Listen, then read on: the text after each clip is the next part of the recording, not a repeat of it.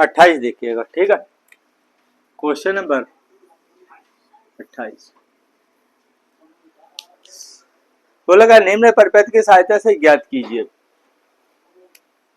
निम्न परिपथ, सबसे पहला परिपथ बना लेते हैं, ठीक है।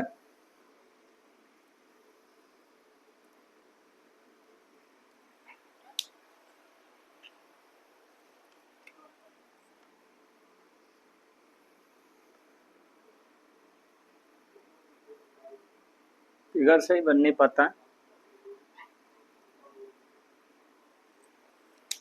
ओके।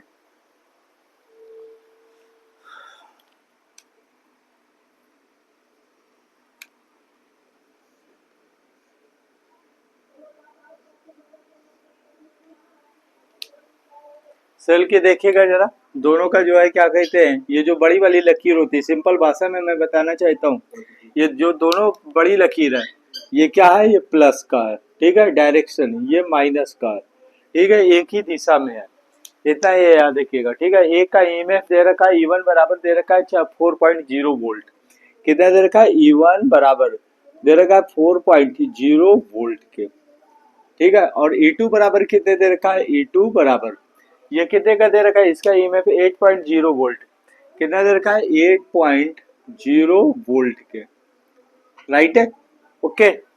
दूसरा इसने इंटरनल प्रतिरोध दे रखा है, इंटरनल प्रतिरोध 1 का दे रखा है,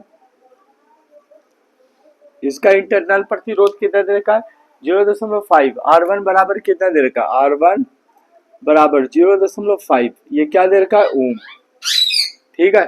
दूसरा इसका जो इंटरनल प्रतिरोध दे रखा है R2 बराबर, R2 बराबर ये कितना दे रखा है, 1.0 ओम के, ठीक है। अगर इसी की अगर हम बात करते 4.5 एक्सटर्नल रेजिस्टेंस लगाया पड़ा है, कितना लगाया एक्सटर्नल का, 4.5 ओम, 4.5 ओम, ठीक। दूसरा इसने दे रखा है 3 ओम, 3 ओम, ये कितना दे रखा है, 3 ओम के, ये 3 ओम से समांतर क्रम में एक और लगाया पड़ा है 6 ओम का, इसको भी देख लेते हैं, 6 ओम का,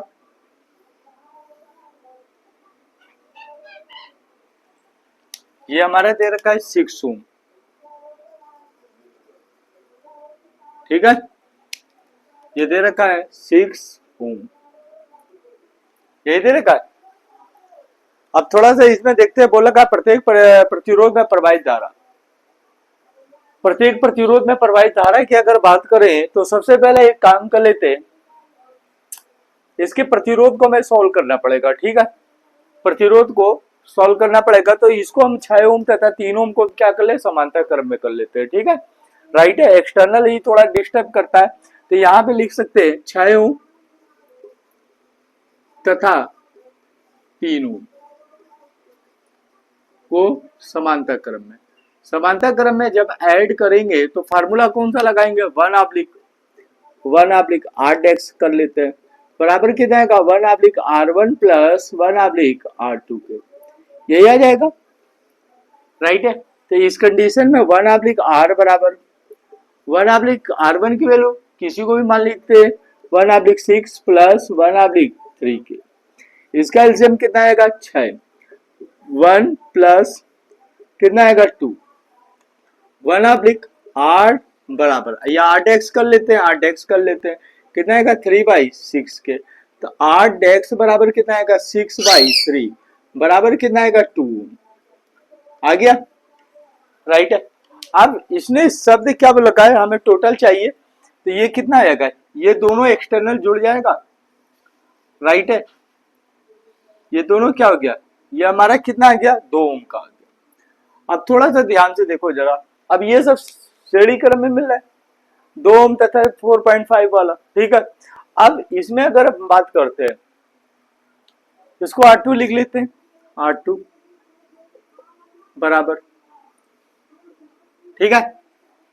इसने क्या पूछा है, धारा पूछेगा, प्रवाहित धारा की बात करेगा प्रत्येक प्रतिरोध में, तो हम टोटल धारा चेक करना चाहते हैं, टोटल धारा कितनी है, ठीक है। तो अगर इस कंडीशन में अगर देखते हैं टोटल धारा आई बराबर क्या कर लें, आई बराबर फार्मूला कौन सा लगा देंगे, ई ऑब्लिक कितना आएगा आर प्लस स्मॉल आर के।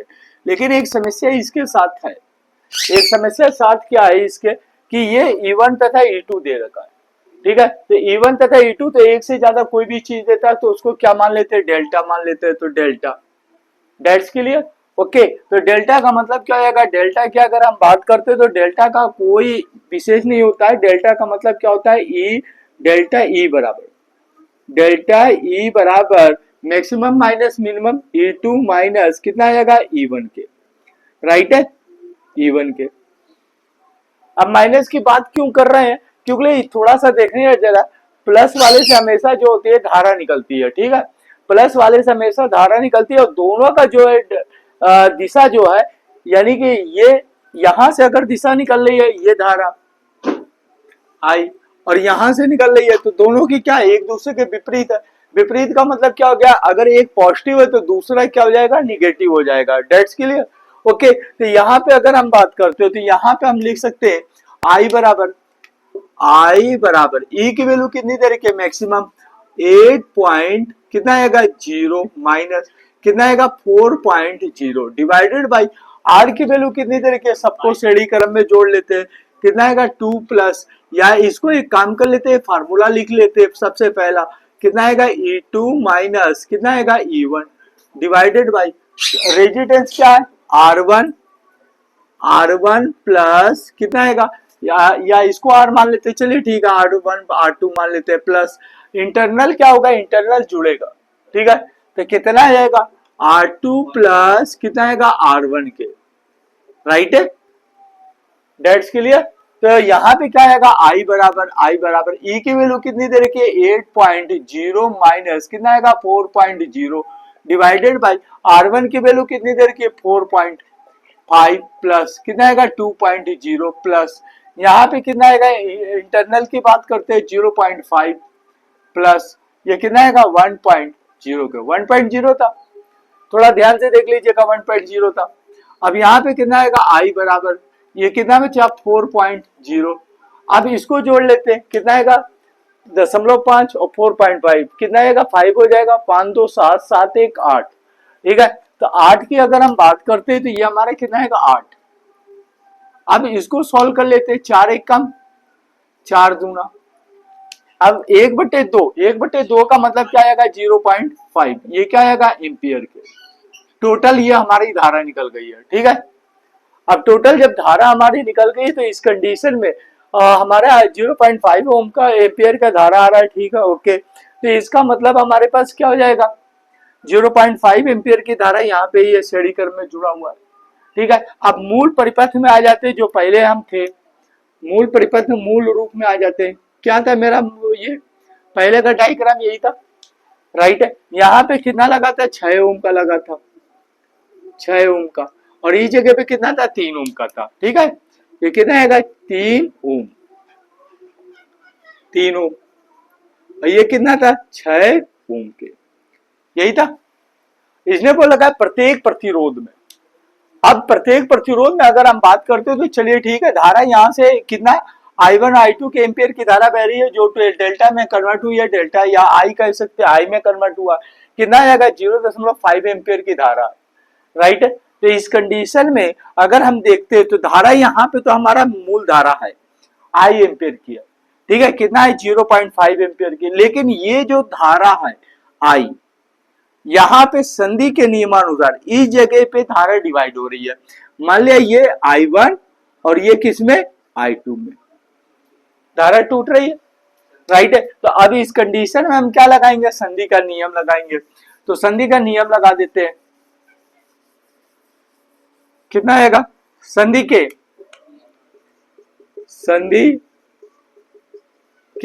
नियमानुसार,